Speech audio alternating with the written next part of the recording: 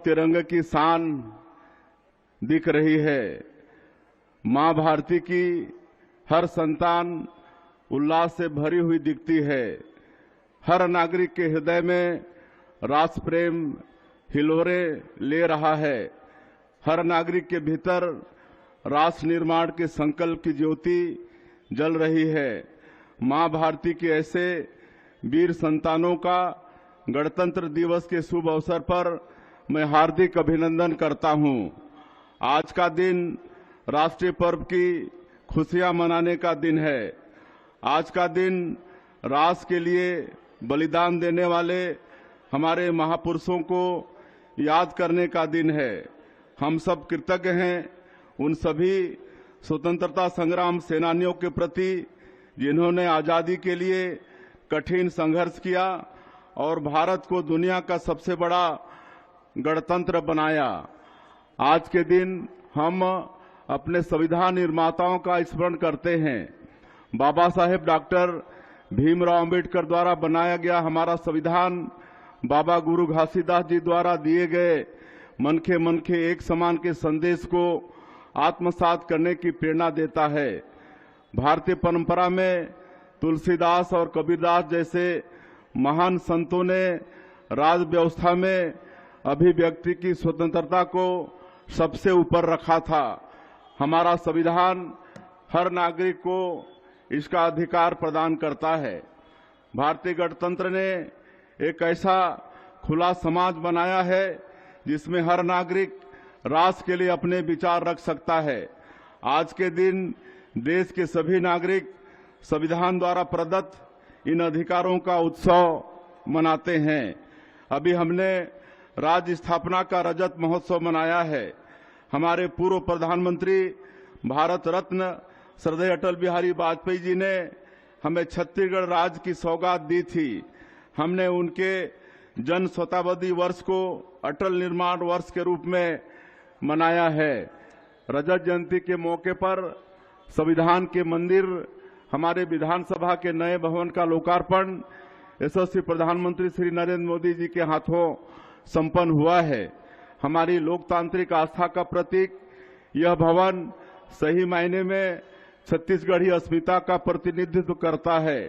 धान की बालियों की डिजाइन और बस्तर सरबूजा की लोक कला से समृद्ध इस भवन की वास्तुकला में छत्तीसगढ़ की माटी का प्रतिबिंब झलकता है।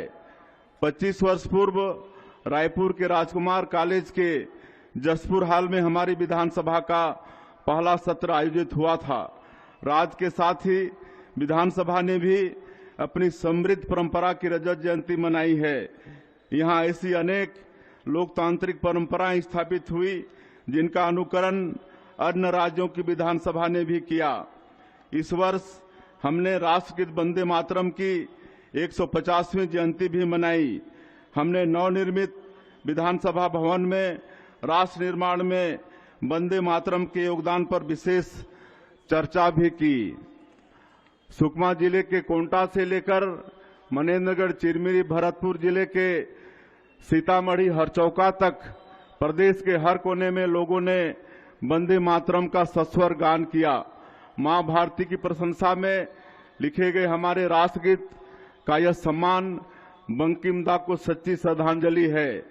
यह वर्ष डॉक्टर श्यामा प्रसाद मुखर्जी का 125वां जयंती वर्ष भी है। एक राष्ट्र एक निशान एक विधान के माध्यम से उन्होंने मां भारती की अखंडता के लिए बलिदान दिया।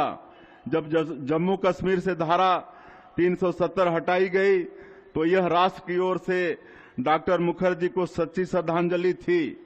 इस बार हमने जनजातीय गौरव दिवस के अवसर पर धरती आबा भगवान बिरसा मुंडा की 125वीं जयंती भी मनाई। भगवान श्री बिरसा मुंडा ने जनजातीय समाज में आत्मगौरव का भाव जगाया। उन्होंने ब्रिटिश शोषण और औपनिवेशिक कानूनों के विरुद्ध कड़ा संघर्ष किया और अपना बलिदान दिया। छत्तीसगढ़ की धरती भी ब्रिटिश शोषण के विरुद्ध जनजातीय विद्रोहों की गवाह रही है। स्वतंत्रता संग्राम में जंगल सत्याग्रह के माध्यम से जनजातीय नायकों ने अपना महत्वपूर्ण योगदान दिया। छत्तीसगढ़ के जनजातीय नायकों की आजादी की लड़ाई में किए गए बलिदान की कहानी हम डिजिटल माध्यम से सुना रहे हैं। शहीद वीर नारायण सिंह जनजातीय स्वतंत्रता संग्राम सेनानी संग्रहालय का लोकार्पण भी माननीय प्रधानमंत्री श्री नरेंद्र मोदी जी ने राज्य स्थापना दिवस के अवसर पर किया। यह देश का पहला डिजिटल संग्रहालय है।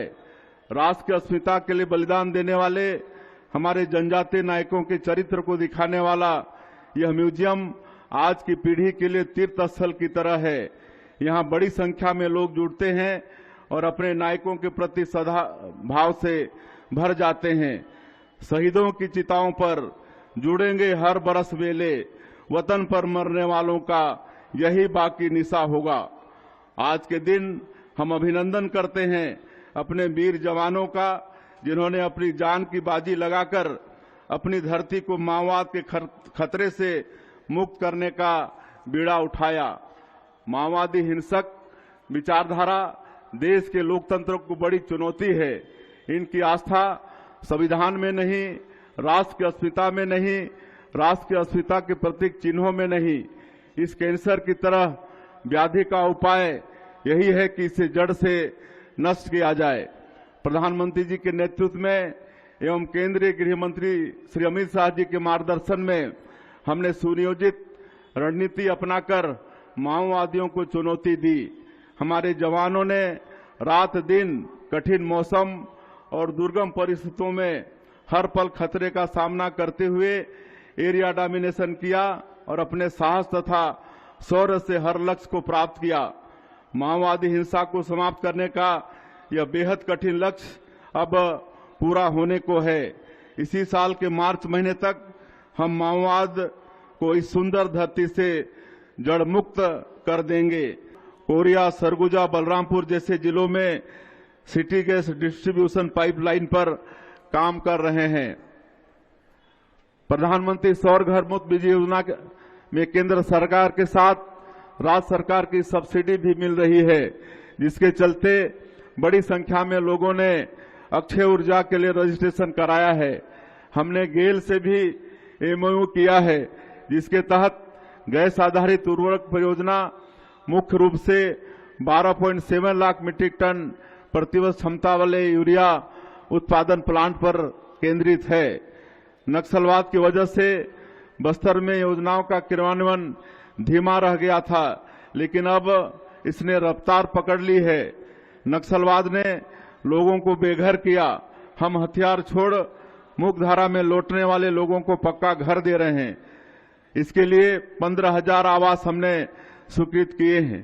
पीएम जनमन योजना के माध्यम से विशेष पिछड़ी जनजाति के लिए हम अब तक 33,217 आवास स्वीकृत कर चुके हैं। हमने छत्तीसगढ़ महतारी को संवारने का संकल्प लिया है। छत्तीसगढ़ महतारी को गढ़ने में, संवारने में सबसे ज्यादा भूमिका हमारी माता बहनों की है। मुझे खुशी है कि महिलाओं के सम्मान का पूरा ध्यान रखते हुए हमारी सरकार महतारी बंधन योजना के माध्यम से करीब 70 लाख महिलाओं को प्रति माह 1,000 रुपये की सम्मान राशि प्रदान कर रही है। अब तक 23 किस्तों में 14,948 करोड़ रुपए की राशि माता बहनों के खाता में भेज चुके हैं। प्रधानमंत्री जी ने अगले 10 सालों में देश को मैकाले की मानसिकता से पूरी तरह से मुक्त करने का लक्ष्य रखा है। भारत एक समय विश्व गुरु रहा, लेकिन मैकाले की मानसिकता ने समाज पर ऐसा असर डाला कि लोग हर विचार को पश्चिमी नजरिए से देखने लगे और अपनी भारतीय संस्कृति के आदर्शों को भूलते गए। इस मानसिकता को भारतीय मूल्यों से युक्त शिक्षा से बदला जा सकता है। जब हमने सरकार का कामकाज संभाला तो हमारे सामने एक बड़ी चुनौती शिक्षा को लेकर ही थी। यह 2 कारणों से थी। पहला तो कोविड, जो ऑनलाइन क्लासेस हुई उनसे बच्चों को काफी लर्निंग लॉस हुआ। बच्चों को पढ़ने लिखने और गणित की सामान्य क्रियाएं करने में भी परेशानी होती थी। इस लर्निंग लॉस को ठीक करना बड़ी चुनौती थी। इस पर हमने विशेष रूप से मेहनत की। दूसरी इससे भी बड़ी समस्या दूरस्थ एवं ग्रामीण क्षेत्रों में शिक्षकों की कमी की थी। 453 ऐसे स्कूल थे जहां एक भी शिक्षक नहीं थे और 1428 स्कूल केवल एक शिक्षक के भरोसे चल रहे थे, जबकि राष्ट्रीय छात्र शिक्षक अनुपात की तुलना में हमारे प्रदेश में इसका अनुपात बहुत ही अच्छा है। हमने युक्तियुक्तकरण के माध्यम से शहरों के अतिशय शिक्षकों की ग्रामीण क्षेत्रों में पदस्थापना की और इस तरह से यह समस्या दूर हुई। अब जब मैं ग्रामीण क्षेत्रों में जाता हूं, लोग बहुत खुशी से बताते हैं कि उनके स्कूल में शिक्षक पहुंच गए हैं, स्कूल में बढ़िया पढ़ाई हो रही है। राष्ट्रीय शिक्षा नीति लागू होने के बाद बच्चे स्थानीय भाषाओं में पढ़ रहे हैं, इससे उन्हें सीखने में काफी आसानी हो रही है। हम एडू सिटी के रूप में विकसित कर रहे हैं। हम निफ्ट, नाइलिट और फोरेंसिक यूनिवर्सिटी जैसे संस्थान यहां आरंभ कर रहे हैं। युवाओं को पढ़ने लिखने की बेहतर जगह मिल पाए, इसके लिए हम रायपुर के नालंदा परिसर की तर्ज पर 34 नगरीय निकायों में अत्याधुनिक लाइब्रेरी बना रहे हैं। युवाओं के स्किल ट्रेनिंग से लेकर नए जमाने के कोर्सेस आदि की सुविधा देने के लिए सरकार हर संभव प्रयास कर रही है। 160 आईटीआई को हमने 484 करोड़ रुपए की लागत से मॉडल आईटीआई के रूप में उन्नयन किया है। हम पैन आईआईटी संस्था के माध्यम से भी स्किल अपग्रेडेशन के लिए काम कर रहे हैं। नई स्टार्टअप नीति के माध्यम से हमने 50,000 विद्यार्थियों को स्टार्टअप से जोड़ने का लक्ष्य रखा है। हमारे देश ने वर्ष 2036 में ओलंपिक खेलों के लिए दावेदारी की है। देश में खेल अधोसंरचना को मजबूत करने एवं खेलों का शानदार माहौल तैयार करने यह कदम उठाया गया है। ओलंपिक खेलों में छत्तीसगढ़ के खिलाड़ी भी अंतर्राष्ट्रीय स्तर पर अपनी प्रतिभा का प्रदर्शन करें, इसके लिए हम खेल अधोसंरचना को बेहतर बनाने का काम मिशन मोड पर कर रहे हैं। नया रायपुर के सेक्टर 28 में स्पोर्ट्स कॉम्प्लेक्स के लिए 85 करोड़ रुपए का बजट प्रावधान किया गया है। हमारा राज्य जनजातीय बाहुल्य है। तीरंदाजी की कला हमारे जनजातीय क्षेत्र की पहचान रही है। इसे निखारने के लिए हमने राष्ट्रीय आर्चरी एकेडमी की स्थापना हेतु नवा रायपुर में 13 एकड़ जमीन आवंटित की है। खिलाड़ियों को प्रोत्साहित करने हमने ओलंपिक खेलों में पदक विजेताओं के लिए विशेष धनराशि की घोषणा भी की है। खेल प्रतियोगिताएं कभी आसान जगहों में आयोजित नहीं होती, खेल सुकून के वातावरण में खेले जाते हैं। बस्तर में भी ऐसा ही सुकून लौट आया है। बस्तर ओलंपिक के आयोजन के माध्यम से हमने खेल के माध्यम से बस्तर की नई पहचान देश और दुनिया के सामने रखी है। पिछले वर्ष इन खेलों में 1,65,000 लोगों ने हिस्सा लिया था। इस बार 3,92,000 लोगों ने भाग लिया। इस साल हमें खेलो इंडिया ट्राइबल गेम्स की मेजबानी भी मिली है। प्रदेशों में खेलों का परिदृश्य उज्जवल है और हम इसकी बेहतर के लिए निरंतर काम कर रहे हैं। प्रदेश की नई औद्योगिक नीति युवा आबादी के लिए बड़े पैमाने पर रोजगार सृजन की उम्मीदें लेकर आई है। नई नीति के तहत हम सिंगल विंडो सिस्टम और ईज ऑफ डूइंग बिजनेस के तहत निवेश में अनुदान प्रावधान तथा अन्य आकर्षक सुविधाएं निवेशकों को प्रदान कर रहे हैं। नई नीति के तहत हमने मुंबई, दिल्ली, अहमदाबाद और बंगलुरु जैसे महानगरों के साथ ही जापान एवं दक्षिण कोरिया में भी निवेश सम्मेलन किए। जापान में आयोजित होने वाला ओसाका वर्ल्ड एक्सपो उद्यमों के लिए दुनिया के सबसे महत्वपूर्ण आयोजनों में से है। यहां हमने छत्तीसगढ़ की विशेषताओं को दिखाते हुए पवेलियन लगाया और नई औद्योगिक नीति तथा छत्तीसगढ़ की निवेश संभावनाओं के बारे में जानकारी दी। हमने यह सारी जानकारी जापानी भाषा में दी। यह उनके लिए अनूठा अनुभव था। दोनों ही देशों के निवेशकों ने छत्तीसगढ़ में निवेश करने पर रुचि दिखाई है। देश दुनिया से अब तक हमें 7,83,000 करोड़ रुपए के निवेश प्रस्ताव प्राप्त हो चुके हैं। इन पर तेजी से काम किया जा रहा है।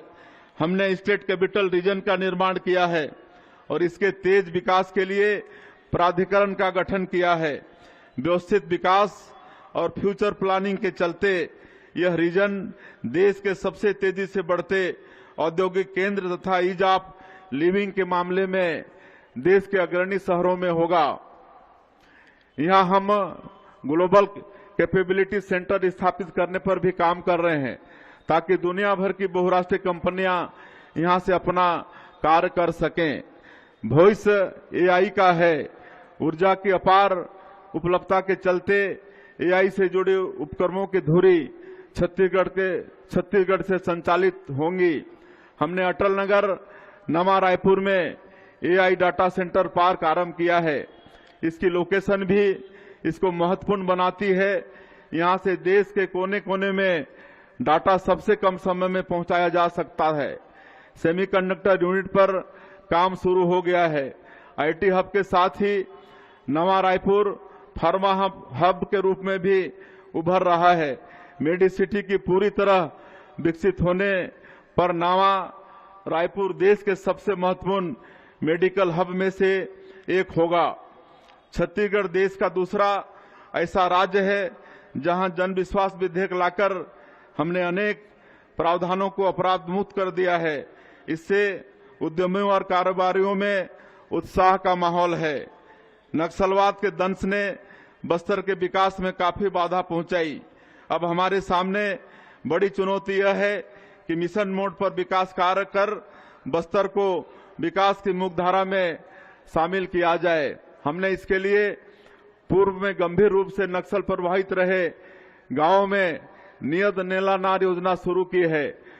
69 सुरक्षा कैंपों के 10 किलोमीटर के दायरे में आने वाले 403 गांवों में इस योजना के तहत शासन के 17 विभागों की भागीदारी से 53 हितग्राही मूलक योजनाओं और 28 सामुदायिक सुविधाओं का क्रियान्वयन किया जा रहा है। जब पहली बार महतारी बंधन योजना के लिए सर्वे हुआ तो गंभीर नक्सल प्रभावित होने की वजह से इन इलाकों की महिलाओं को इस योजनाओं का लाभ नहीं मिल सका था। हमने इस योजना के तहत पुनः सर्वे किया है। अब इन गांवों की माता बहनों को भी इस योजनाओं का लाभ मिल रहा है। बस्तर में अधोसंरचना विकास के लिए जो मेहनत डबल इंजन की सरकार ने की है वैसी मेहनत कभी नहीं हुई। विशाखापट्टनम में गूगल द्वारा $15 बिलियन की लागत से एशिया का सबसे बड़ा डाटा सेंटर हब बनाया जा रहा है। विशाखापट्टनम से छत्तीसगढ़ एक्सप्रेसवे के माध्यम से जुड़ रहा है। यह एक्सप्रेसवे छत्तीसगढ़ की समृद्धि रेखा बनेगा और पोर्ट सिटी के माध्यम से छत्तीसगढ़ के उत्पादों को दुनिया भर में पहुंचाने में मदद करेगा। इंद्रावती और महानदी को जोड़े जाने की पहल बस्तर के विकास में महत्वपूर्ण भूमिका निभाएगी। बस्तर और सरगुजा के अंदरूनी इलाकों में सड़कें बनाने के साथ ही यहां लोगों को पब्लिक ट्रांसपोर्ट उपलब्ध कराने के लिए हमने मुख्यमंत्री बस सेवा योजना आरंभ की। इसका संचालन स्थानीय लोग ही कर रहे हैं। इससे लोगों के समय की काफी बचत हो रही है और शिक्षा स्वास्थ्य जैसी सुविधाओं तक पहुंच आसान हो गई है। हमारे प्रयासों से धरती के स्वर्ग बस्तर में पर्यटक लौट रहे हैं। इस साल नए वर्ष में एशिया का नियाग्रा कहा जाने वाला चित्रकूट जलप्रपात पर्यटकों की संख्या में आए उफान का गवाह भी रहा है। बस्तर की प्राकृतिक सुंदरता और इसकी अद्भुत जनजातीय संस्कृति को देश दुनिया को दिखाने हमने इस वर्ष भी बस्तर पंडुम का आयोजन किया है। स्वदेश दर्शन योजना के तहत हमने कवर्धा में भोरमदेव को शामिल किया और अब यहां काशी विश्वनाथ की तरह कॉरिडोर बनने का काम आरंभ हो गया है। हमें इस बात की हार्दिक खुशी है कि बिलासपुर जिले का कोपरा जलाशय छत्तीसगढ़ का पहला रामसर साइट घोषित किया गया है। इससे जैव विविधता को सहेजने में मदद मिलेगी। संस्कृत की श्रेष्ठ कविता मेघदूत की प्रेरणा कालिदास को सरगुजा से मिली। सरगुजा संभाग धरती के सबसे सुंदर हिस्सों में से है। यहाँ पर्यटन को प्रोत्साहित करने हम काम कर रहे हैं। छत्तीसगढ़ का शिमला कहा जाने वाला मैनपाट में भी पर्यटकों की संख्या बढ़ी है। नई औद्योगिक नीति में पर्यटन को उद्योग का दर्जा देने और होम स्टे में निवेश पर आकर्षक प्रावधान देने का बेहतर नतीजा सामने आ रहा है। जसपुर में सबसे बड़े प्राकृतिक शिवलिंग मधेश्वर महादेव के दर्शन के लिए भी बड़ी संख्या में श्रद्धालु पहुंच रहे हैं। जसपुर का मायालय भी स्वदेश दर्शन योजना में शामिल हो गया है। रेल, सड़क और हवाई सेवाओं के विस्तार का असर सरगुजा संभाग के तेज विकास में नजर आ रहा है। यहां निवेश पर किए गए आकर्षक प्रावधानों के चलते तेजी से आर्थिक निवेश हो रहा है। शिक्षा और स्वास्थ्य से जुड़ी अधोसंरचना को भी हम बेहतर कर रहे हैं। जसपुर में मेडिकल कॉलेज की स्थापना के लिए 359 करोड़ रुपए स्वीकृत किए गए हैं। इसके साथ ही यहां 220 बिस्तर वाले अत्याधुनिक अस्पताल के निर्माण के लिए भी 32 करोड़ रुपए की मंजूरी दी गई है। नगरीय निकायों की सुंदरता एवं यहां बुनियादी सुविधाओं को सुनिश्चित करने हम मिशन मोड में काम कर रहे हैं। इसके अच्छे नतीजे सामने आए हैं। स्वच्छता सर्वेक्षण में छत्तीसगढ़ के सभी शहरों ने अच्छा प्रदर्शन किया है। प्रधानमंत्री जी ने मन की बात कार्यक्रम में बिल्हा की स्वच्छता दीदियों की प्रशंसा भी की है। रायपुर को प्रॉमिसिंग स्वच्छ शहर का पुरस्कार मिला है और गार्बेज फ्री सिटीज की 7 स्टार रेटिंग मिली है। 3 लाख से 10 लाख की आबादी वाले शहरों की श्रेणी में बिलासपुर को दूसरा स्थान प्राप्त हुआ है। मुख्यमंत्री नगरोत्थान योजना के माध्यम से हम 525 करोड़ रुपए के लागत से सभी नगर निगमों में अधोसंरचना के बुनियादी महत्व के कार्य करा रहे हैं। पब्लिक ट्रांसपोर्ट को बढ़ावा देते हुए प्रधानमंत्री ई बस सेवा योजना के माध्यम से रायपुर में 100, दुर्ग भिलाई में 50, बिलासपुर में 50 तथा कोरबा में 40 ई बसों की स्वीकृति प्राप्त हुई है। अटल जी के जन्म शताब्दी को यादगार बनाने हम सभी नगरीय निकायों में अटल परिसर बना रहे हैं। अटल जी द्वारा दिखाए गए सुशासन की राह पर हम निरंतर चल रहे हैं। प्रशासनिक कार्यप्रणाली के हर स्तर पर सुशासन को अपनाया गया है। सुशासन की पहली शर्त है पारदर्शिता। इसे अपनाते हुए हमने डिजिटल गवर्नेंस को हर स्तर पर अपनाया है। ई ऑफिस के माध्यम से हमने सरकारी कामकाज में समय सीमा, गुणवत्ता और पारदर्शिता स्थापित की है। बायोमेट्रिक अटेंडेंस हमने सभी विभागों में लागू किया है। ठीक सुबह 10 बजे अपनी उपस्थिति बायोमेट्रिक अटेंडेंस के माध्यम से दर्ज करानी होती है। अधिकारी कर्मचारी तय सीमा पर अपनी जगह पर बैठ जाते हैं और कामकाज शुरू हो जाता है। हमने खरीदी में जेम पोर्टर को अपनाया है और इससे सरकारी खरीदी में होने वाले भ्रष्टाचार पर रोक लगी है। शासन प्रणाली में आए इन असाधारण बदलावों का असर राज्य की जीएसडीपी में नजर आ रहा है। जीएसडीपी वर्ष 2024-25 का अग्रिम अनुमान 3,29,752 करोड़ रुपए है, जो पिछले वर्ष की तुलना में 7.51% अधिक है। इसी प्रकार 2023-24 की तुलना में राज्य की प्रति व्यक्ति आय 9.37% बढ़कर 1,62,870 रुपये हो गई है। हमारी छत्तीसगढ़ी संस्कृति का संरक्षण और संवर्धन हमारे लिए सबसे अहम है। श्री राम लला हमारी सांस्कृतिक आस्था के केंद्र हैं। श्री राम लला अयोध्या धाम दर्शन योजना से अब तक 40,000 से अधिक श्रद्धालु प्रभु श्री राम के पुण्य दर्शन का लाभ ले चुके हैं। भारत भूमि विलक्षण है, जहां उत्तर, दक्षिण, पूरब, पश्चिम हर कोने में पुण्य स्थल मौजूद हैं।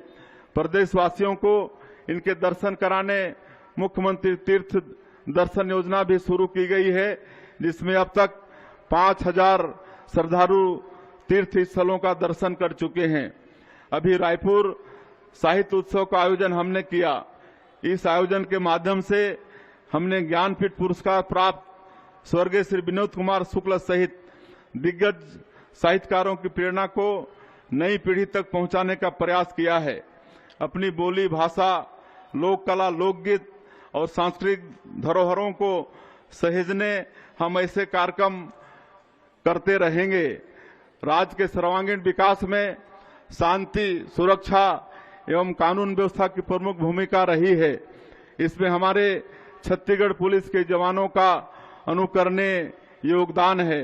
इन्होंने सुरक्षा व्यवस्था बनाए रखने के साथ नक्सल विरोधी अभियानों में अदम्य साहस का परिचय देते हुए अनेक जवानों ने अपना सर्वोच्च बलिदान दिया है। इस उत्कृष्ट कार्य के लिए छत्तीसगढ़ पुलिस बल में कार्यरत समस्त बल को समान स्वरूप राज्य स्थापना की 25वीं वर्षगांठ का पदक प्रदान किए जाने की मैं घोषणा करता हूं।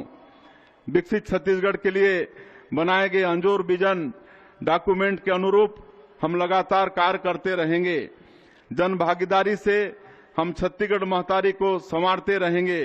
मुझे इस अवसर पर स्वर्गीय लक्ष्मण मस्तूरिया जी की कविता की पंक्तियां याद आ रही हैं।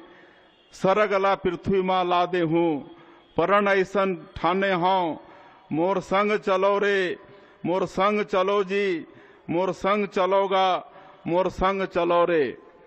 मस्तूरिया जी की इन पंक्तियों को साकार करना है और विकसित छत्तीसगढ़ का निर्माण करना है। आप सभी की भागीदारी से निश्चित ही हम यह लक्ष्य प्राप्त करेंगे। आप सभी को पुनः एक बार गणतंत्र दिवस की बहुत बहुत बधाई, बहुत बहुत शुभकामनाएं। जय हिंद, जय छत्तीसगढ़। बहुत बहुत धन्यवाद सम्मानीय मुख्य अतिथि महोदय आपके इस संदेश के लिए।